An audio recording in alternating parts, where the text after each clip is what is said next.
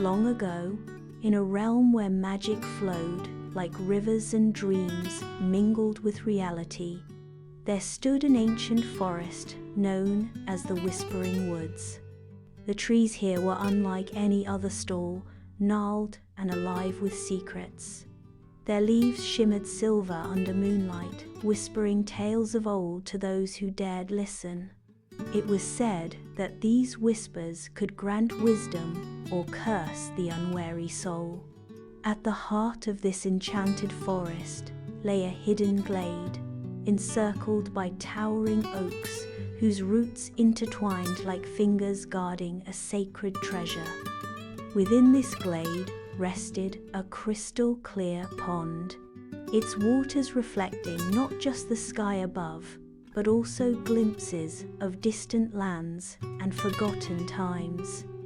And at the center of it all, beneath a canopy of golden light, slumbered the sleeping queen. Her name was Alara, once the ruler of a prosperous kingdom called Lyrithia. She had been beloved by her people for her kindness, courage, and unparalleled beauty. But one fateful night, tragedy struck when a malevolent sorcerer named Malachi sought to claim her throne. Using dark magic, he cast a spell upon her during a royal banquet, plunging her into an eternal sleep. With her fall, the kingdom crumbled, its citizens scattered, and nature itself began to mourn. As centuries passed, legends grew about the sleeping queen and the curse that bound her. Some whispered that only true love's kiss could awaken her, while others claimed the key to breaking the enchantment lay within the heart of the forest itself. Yet, no hero ever ventured deep enough to uncover the truth, for the Whispering Woods were perilous, filled with illusions, riddles, and creatures born from shadow and mist. In a small village nestled on the edge of the Whispering Woods lived a young woodcutter named Kale. He was orphaned as a child and raised by his grandmother, who often told him stories of the Sleeping Queen and the enchanted forest. Though many dismissed these tales as mere folklore, Kale believed them deeply, dreaming of one day venturing into the woods to find the queen and break the curse. One evening, as Kale chopped wood near the forest's border, he heard a faint melody carried on the wind, a hauntingly beautiful tune that seemed to call his name. Intrigued, he followed the sound deeper into the woods than he'd ever gone before. The air grew cooler, and the light dimmed as the towering trees closed around him, their branches swaying gently despite the absence of wind. "Who goes there?" a voice echoed softly, though Kale saw no one. "I am Kale," he replied cautiously. "I seek the truth behind the legend of the Sleeping Queen."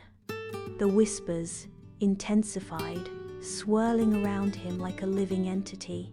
Then, from the shadows, emerged a figure cloaked in emerald green. Her eyes gleamed like starlight, and her presence radiated both warmth and danger. "I am Mira, guardian of the Whispering Woods," she said. "Few dare enter my domain, and fewer still survive. Why do you come here?" Kale hesitated, then spoke boldly. "I believe I can help the Sleeping Queen. If her kingdom fell because of a curse, perhaps I can restore it." Mira studied him carefully, her expression unreadable. Finally, she nodded. "Very well. To reach the glade where the queen sleeps, you must pass 3 trials. Fail even one, and the forest will claim your soul." Without waiting for his answer, Mira vanished, leaving Kale alone amidst the whispering trees. Steeling himself, he pressed forward, determined to succeed. Kale soon arrived at a tranquil lake surrounded by weeping willows. As he approached, the water rippled, revealing his reflection, but it wasn't quite him. Instead, he saw a version of himself twisted by fear and doubt, glaring back with cold, calculating eyes. "This is what you truly are," the reflection sneered. "A foolish dreamer who will fail just like everyone else." Kale felt a pang of uncertainty, but shook it off. "You're not real," he declared. "I won't let fear control me." With that, he turned away from the lake and continued onward. The reflection dissolved, and the whispers praised his resolve. Next, Kale entered a labyrinth shrouded in darkness.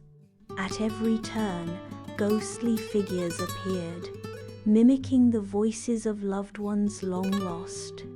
His grandmother's laughter echoed through the corridors, urging him to give up and return home. A ghost resembling his father warned him of the dangers ahead. But Kale remembered Mira's words. True strength lies not in avoiding pain, but in enduring it. Clutching a shard of sunlight trapped in a crystal pendant his grandmother had given him, he navigated the maze until he found the exit. Finally, Kale reached a colossal oak tree whose trunk bore intricate carvings. From its branches came a voice, deep and resonant. "To proceed, solve my riddle. What grows yet never changes? What speaks yet holds no tongue? What lives yet has no breath?" Kale pondered the question, recalling fragments of his grandmother's teachings. "A river," he answered finally. "It flows and grows, yet remains constant. Its babbling sounds like speech, though it lacks a tongue, and it sustains life without breathing." The oak trembled, its branches parting to reveal a narrow path leading toward the heart of the forest. Following the path, Kale eventually reached the hidden glade. There, beneath the golden light, lay the sleeping queen, Ilara. Her skin glowed faintly, and her hair cascaded like spun gold. Around her neck hung a delicate amulet, pulsating with a soft blue light. Kale kneeled beside her, unsure how to wake her. Suddenly, Mira appeared again, watching silently. Gazing at the queen's serene face, Kale realized something profound. True love wasn't romantic passion. It was devotion, sacrifice, and belief in another's potential. Gathering his courage, Kale leaned down and kissed her forehead. For a moment, nothing happened. Then, the amulet around her neck shattered, releasing a burst of radiant energy. The queen stirred, her eyes fluttering open. "Where am I?" she murmured, gazing at Kale with confusion. "You're safe now," he assured her. "The curse is broken." Ilara smiled faintly, her memory returning slowly. Together, they left the glade, promising to rebuild Larithia and restore peace to the land. As they walked, the whispering woods quieted, their mission complete. From that day forward, the forest became a place of healing rather than fear, welcoming travelers who sought solace or wisdom. And though Kale returned to his humble life as a woodcutter, he remained forever connected to the sleeping queen and the magic of the whispering woods.